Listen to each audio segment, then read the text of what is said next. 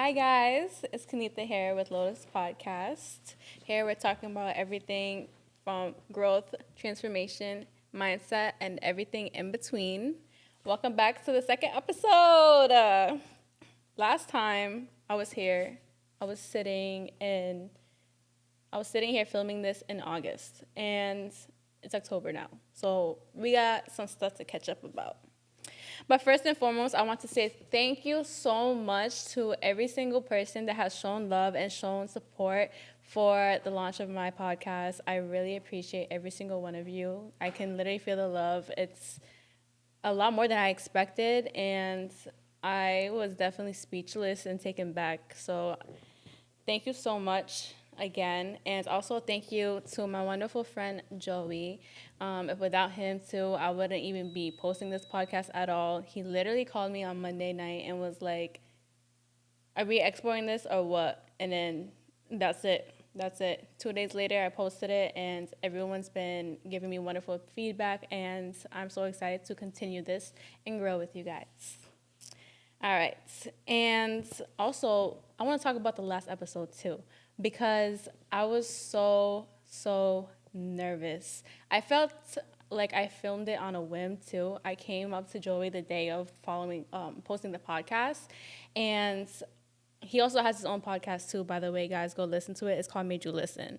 I was like, this is what I'm going to structure my podcast for today. And he looked at it and he was like, no, I don't like it. I had to redo everything from scratch within the same hour of filming that episode. And I literally felt like I was coming up with words throughout that podcast. So there's some growth from there and now.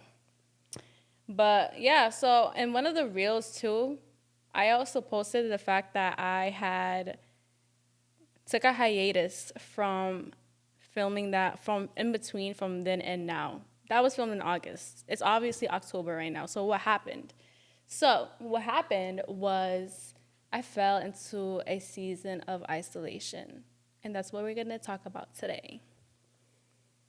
And I honestly think that this was a very important step for me to continue forward. I think isolation is a really big thing that is scary, but I think it's not that I think, but I really believe that it is necessary.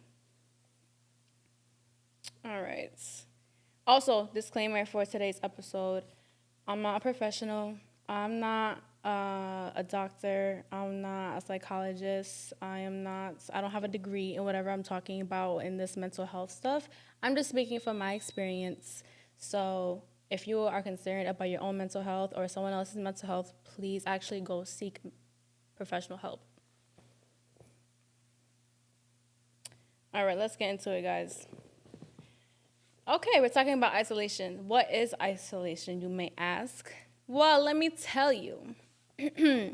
According to Google, quotes, isolating oneself means withdrawing from other people, which can be physical, emotional, or social, by physically distancing oneself, avoiding interactions, or feeling detached from others, end quote.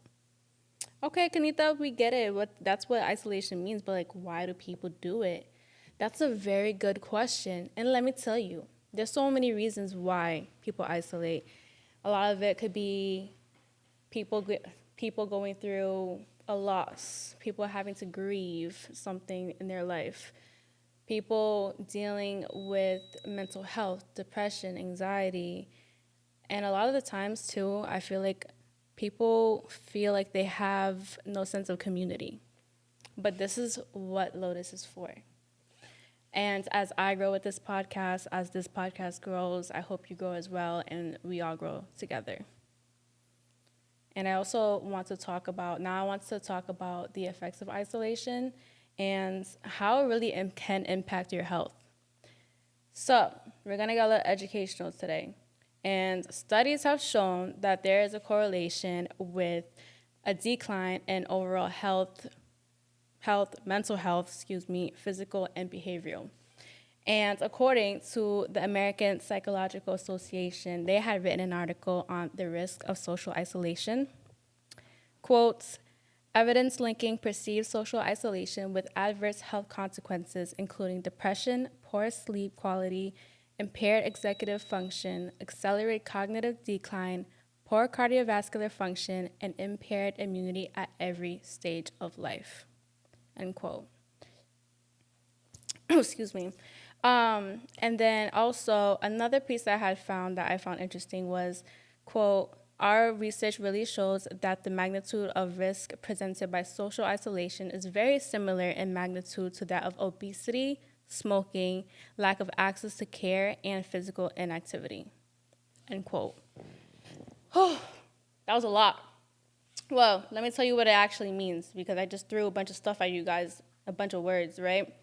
All right, so basically what that means is isolating yourself to a certain extent will decline your health in every single way possible.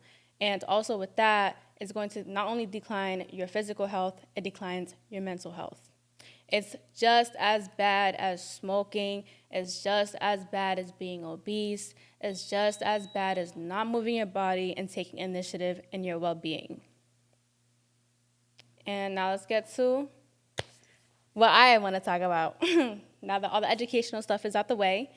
All right.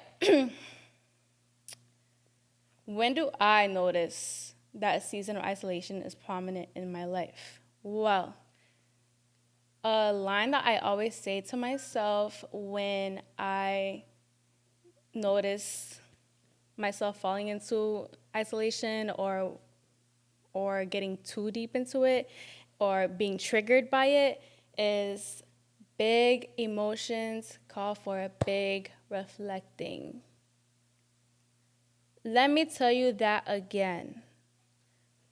Big emotions call for big reflecting. It's giving Miss Rachel. I'm the Miss Rachel right now. Anyways, so I'm going to break this down into two parts. After I filmed the first episode to now, it's been about 2 months.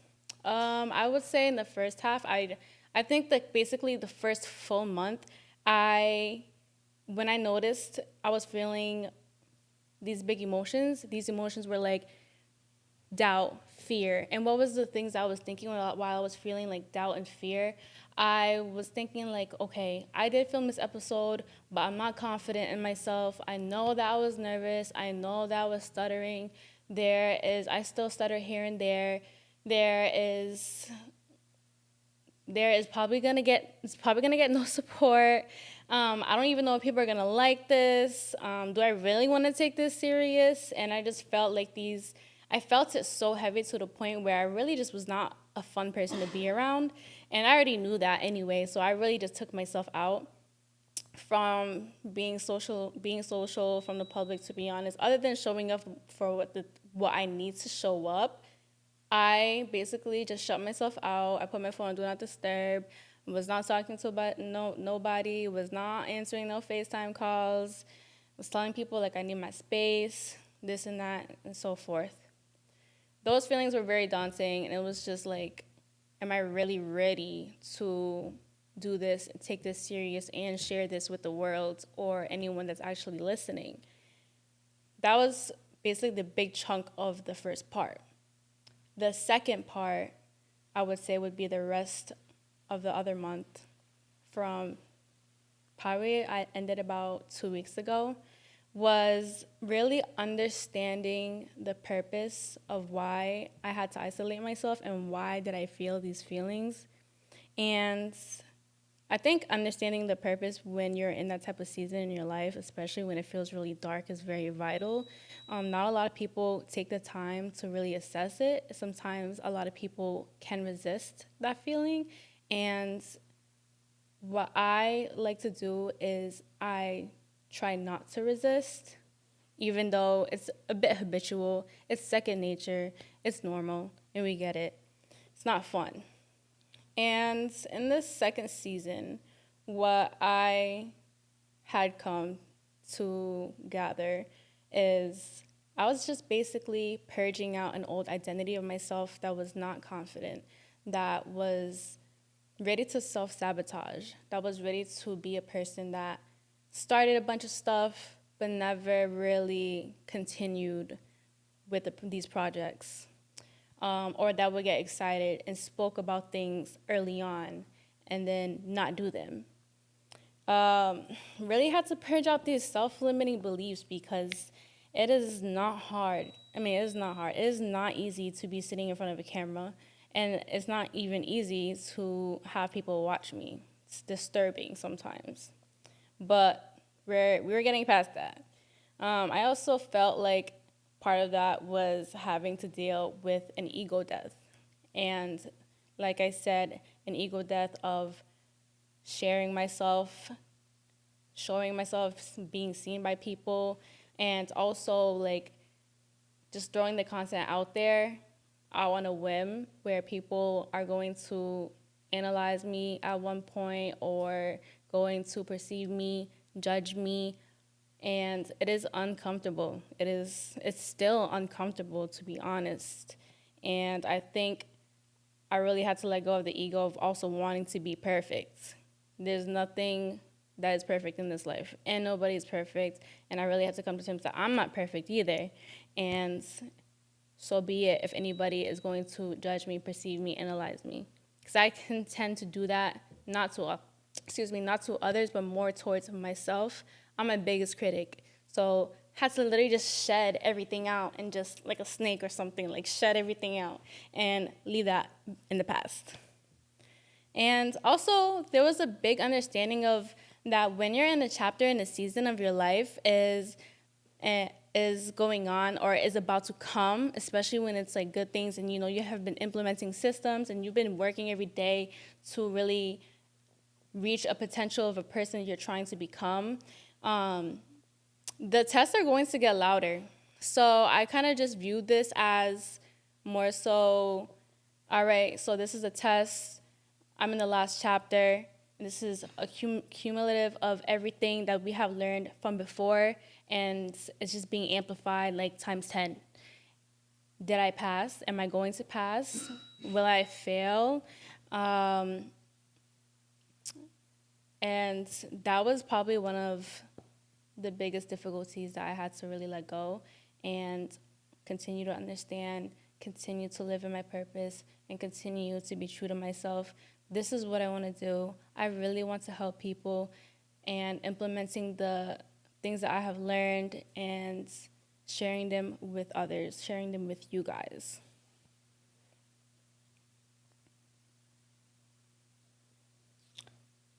Now, what I do when I'm in isolation, what I do. So eventually, for me, isolation turns into solitude. And I think a lot of people also have trouble with solitude or finding solitude because sometimes at one point in my life, I really felt like I didn't know how to be alone. Up until a few years ago, so I had to relearn how to do all these things for myself, about myself, relearning my personality and everything in between. Um, but one of the biggest things that I do when I am in this season of my life, other than understanding the purpose, is now we understand the purpose, right? And now we reflect on it. What do you do when you reflect? You just basically question everything. I had to question how would I go about things? What is my perception on the way that I believe about my life, my values? Am I moving in alignment? Are the goals that I have set for myself, are they something I actually really want to work towards to? Is it fulfilling? Do I feel good inside when I do these things? And do I really believe in them to my core? Is this something that I can stand 10 toes on?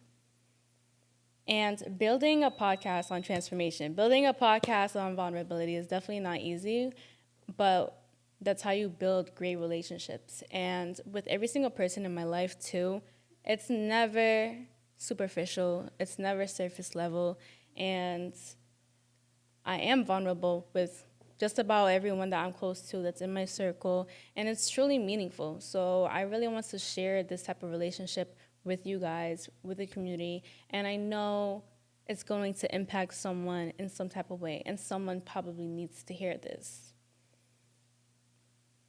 What's the next step? The next step that you do once you question everything, once you reflect on everything, is to reassess. All right, now I've questioned everything. How is it working for me? If is it working for me? Is this not working for me? If it is, okay, great. How can I continue forward? If it's not working for me, how do I pivot? Now I got to go back to the drawing board and see what I got to take out, what I should add in, and what type of lifestyle is this, am I heading down to? Is this the type of lifestyle I want to continue? Is this a lifestyle that I don't want to be part in? Is this belief that I'm thinking about one thing working for me? Is this routine, this system, this, what's the word, split, even I split at the gym, is this working for me? Do I have to take things out of my week to do this or do that? Yes, no. And that's really it when it comes to having to question myself. It's just more so, do I need to go back to a drawing board? When I go back to square one, what are the things I should go over?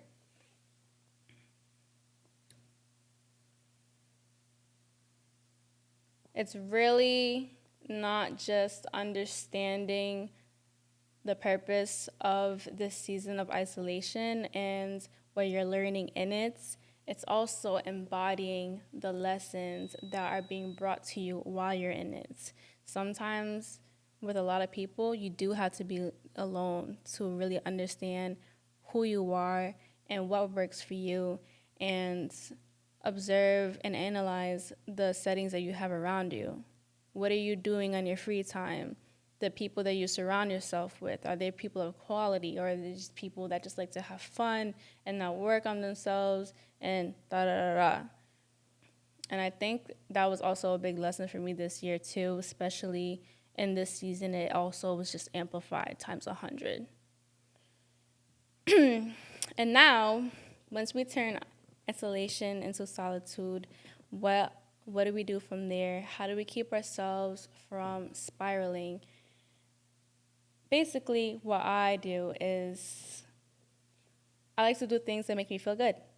I like letting my inner child out. So those could be journaling. It could be talking about how my day went and me showing gratitude, writing a to-do list, writing things that I'm excited about that's coming on in the future.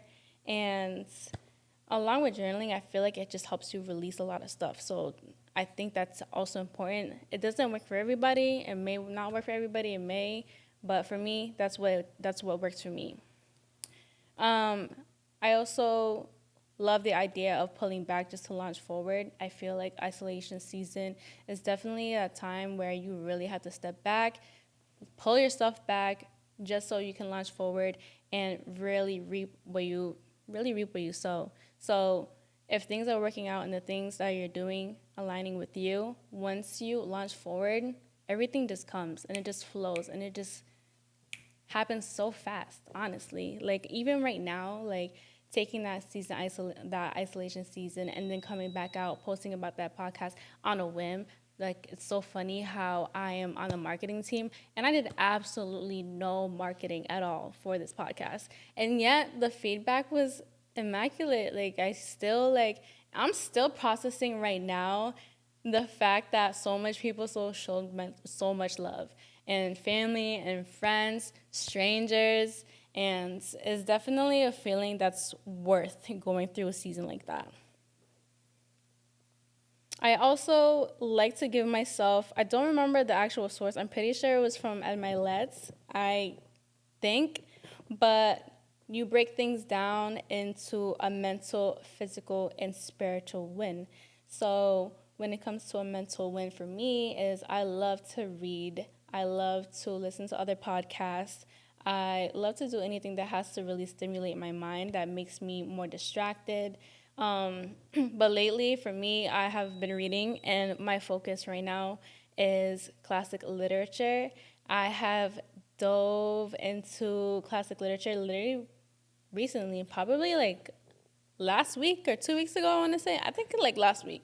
But the book I'm reading right now is called The Count of Monte Cristo. So if anybody has read that book, please don't spoil it for me. But I definitely would love to chat about that book because I've heard wonderful things, and I'm so excited. I even annotated. I have my page markers, I have my highlighters, I have my sticky notes, I have my pen to underline words and circle words, the words that I don't know, and then look them up and then go back into the books. I like to write in the margins like, oh my OMG, LOL, or oh my God, she ate, whatever.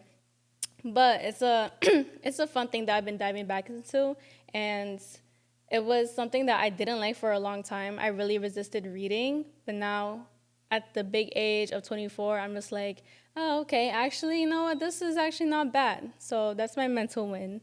My physical win would be I love doing Legree. I do it twice a week. Legree, for those if you don't know, is kind of like a harder, like a bigger sister version of Pilates. It's a lot more intense.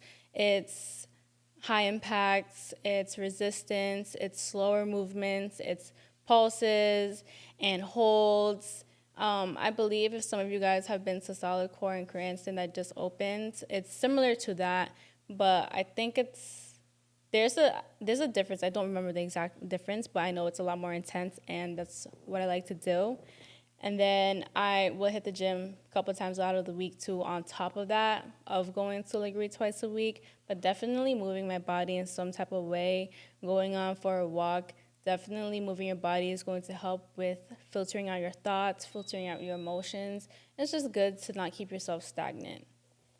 And then spiritual win is just me always praying, always being grateful, always praying over not only myself, but for my family, for my friends, for their loved ones, everyone around me, and anyone that really shows love, for those who can't help themselves, and everything in between. Just finding little things to just, oh, like, I hope she's doing well. Please make sure to watch over them. Da, da, da. And then another one would be, that goes into spiritual to me, would also just romanticizing my life in many ways and in every way possible, whether it be in my bed, comfy, warm, with the heat on, my salt lamp, and tea right next to my side, and I have the warm yellow lighting from the salt lamp. I have the perfect temperature in my room, the softness of my bed, and having my book, my journal, my planner, and getting to unwind for the night to prep myself for the next day. But there's that. Really just keeping in mind that when you are in these dark seasons is really just to essentially come back to yourself. So whatever you do that makes you feel good, that makes you feel like you're letting your inner child out, whether it's going out with friends, whether it's, I don't know, going to a cafe, whether it's drawing, whether it's editing photos and doing photography, and or doing food reviews, whatever you feel like that makes you feel good, just dive deeper into that, you know? I think it's very important to find hobbies of your own and remembering who you really are, staying true to yourself at the end of the day, even when you feel like life gets icky or life gets gross, life gets dark. You know, everyone's been through something, right? But essentially, I really just want to remind you guys that this is a, excuse me, that this is a safe space. As I grow, you grow, the podcast grows, and we all grow together. Essentially, one of my goals down the line is to be able to build a community with you guys, continue to build the safe space, and have you guys comment whenever you guys resonate, you guys interact with each other, and essentially just be a little hub, a little virtual hub, for everyone. I also want you guys to remember that whenever a season of isolation permits, that it's okay to feel like you want to resist, but don't resist it. And it's a lot easier said than done. And we always should learn and remember that we grow through what we go through. Everything you have learned in life is for a reason. Every dark season is for a reason. And sometimes it feels like it doesn't show the effects, or you're not seeing the fruits of your labor already. But sometimes it takes time. Sometimes it takes a few years, honestly, which probably sucks because who wants to wait for a few years? But it's understanding sometimes a short season of darkness can really lead to a long-term season of light and success. And I don't want to say happiness because there's good days and there's bad days, but really being content with yourself and your life. But it's all that I have for today. It's all I could think of for today. Um, Definitely have learned a lot from the first episode too, filming the first episode to now. And I just want to say thank you again to every single person that has shown love. I really cannot express how much it means to me, and especially from someone that wants to be more mysterious rather than really sharing my personality, because I really be thinking like, oh well, I need to keep my personality because people don't deserve to know me. But everyone that has supported me, I really have so much love for you, and I really appreciate you, every single one of you, down to the core. And I can't wait to really grow and have you guys watch me grow and be along this journey with me. And with that being said, I am done for the night. So, good night, guys, and until you meet again, mwah.